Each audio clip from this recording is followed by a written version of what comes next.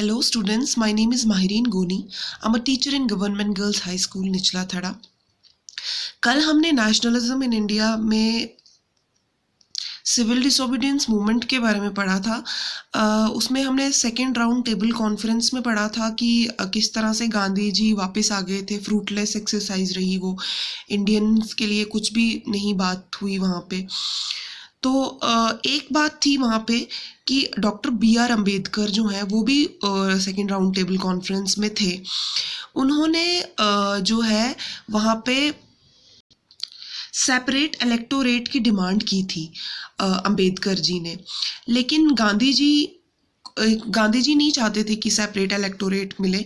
उस टाइम वही टाइम था जब गांधी जी को इनकी तरफ ध्यान गया, जो हरिजन्स थे, जिनको अब हम हरिजन्स बोलते हैं, जो दलित्स थे, उनकी तरफ ध्यान गया।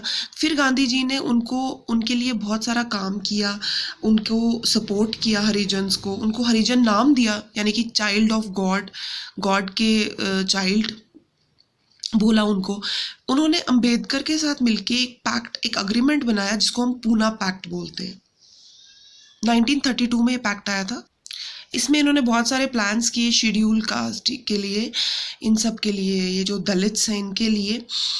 इनके साथ साथ काम भी किया जिसको अनक्लीन जॉब बोलते हैं, ताकि उनको ये ना लगे कि ये सिर्फ लोअर कास्ट वालों का ही काम है। तो उनके साथ मिलकर काम भी किया। तो इसी के साथ था हमारा ये सिविल डिसोबीडियंस मूवमेंट। अब हम पढ़ेंगे the sense of collective belonging. Sense of collective belonging का मतलब क्या होता है? कलेक्टिव होता है इकट्ठे, कि किस तरह से हिंदुस्तान के लोगों के बीच दिलों में नेशनलिज्म दोबारा से जागा, किस तरह से फीलिंग वापस आई इंडियंस के बीच में, दिल में नेशनलिज्म की। इसके जो हैं दो रीजंस थे, एक तो था यूनाइटेड स्ट्रगल और दूसरा था कल्चरल प्रोसेस। 19th और 20th सेंचुरी में क्या हुआ, काफ़ी सारे स्ट्रगल्स हुए, काफ़ी सारी मूवमेंट्स आई जो कि यूनाइटेड थी, यानी कि काफ़ी सारे अलग अलग सोशल ग्रुप्स ने इकट्ठे मिलकर पार्टिसिपेट किया। किसके लिए? नेशनलिज्म के लिए, आज़ादी पाने के लिए, कंप्लीट इंडिपेंडेंस पाने के लिए।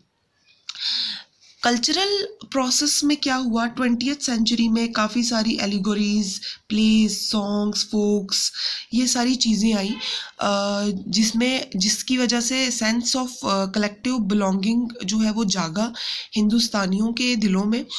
एलिगोरी हमने जो है पढ़ा हुआ है पहले चैप्टर में भी, उसमें हमने जर्मन और फ्रांस में पढ़ा था कि किस तरह से एलिगोरीज बनाई थी। तो allegory you all know very well कि ये सिंबल्स होते हैं जो हम ड्राइंग में बनाते हैं, या कोई एक सिंबल बना देते हैं जिससे हमें अपने कल्चर के प्रति प्यार जागता है।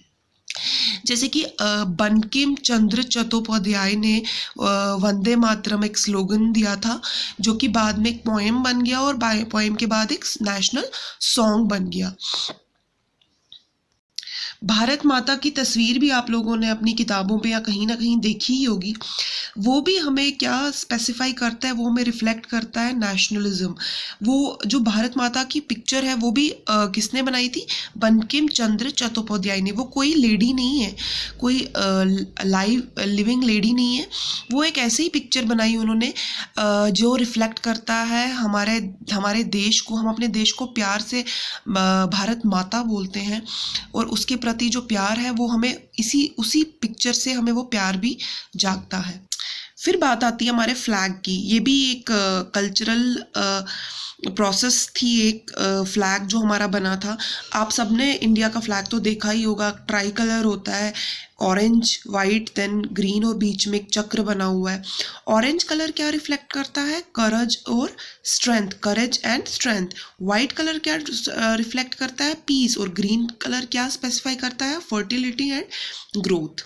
उसके अलावा हमारे फ्लैग के सेंटर में जो वो चक्र बना है, 24 स्पोक्स बने हुए हैं, वो ब्लू कलर में होते हैं। वो क्या स्पेसिफाई करते हैं? वो बुद्धिस्ट धर्म चक्र को डिपिक्ट करते हैं। और ये जो 24 स्पोक्स होते हैं ये रिप्रेजेंट करते हैं एडिक्ट्स ऑफ अशोका। अब बात करते हैं हम इंडियन इंडिपेंडेंस की।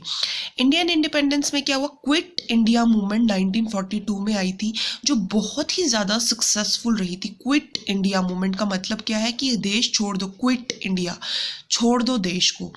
इंडियंस जो है सब ने मिलकर इकट्ठे होके कलेक्टिवली देश को आज़ाद करने के लिए बहुत ज़्यादा स्ट्रगल किया, बहुत ज़्यादा खून बहाया, लेकिन इसको सक्सेस भी मिली।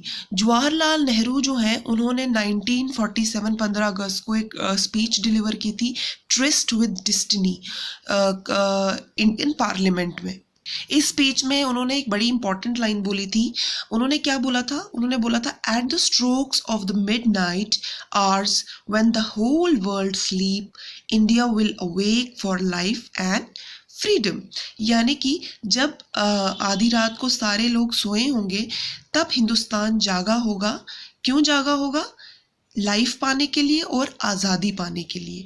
और ये सच भी है फ्रेंड्स, हिंदुस्तान ने बहुत सारा खून बहाया, बहुत सारा लोगों ने, चाहे वो हिंदू हो, मुस्लिम धर्म के हो, बुद्धिस्ट हो, शेड्यूल कास्ट हो, सब ने बहुत खून बहाया, बहुत ज़्यादा स्ट्रगल किया अपने देश को आज़ाद करने के लिए। नौकरियां छोड़ी, किसी चीज़ का लालच नहीं किया, अपने लैंड, प्रॉपर्टी, खाना सब कुछ छोड़ा।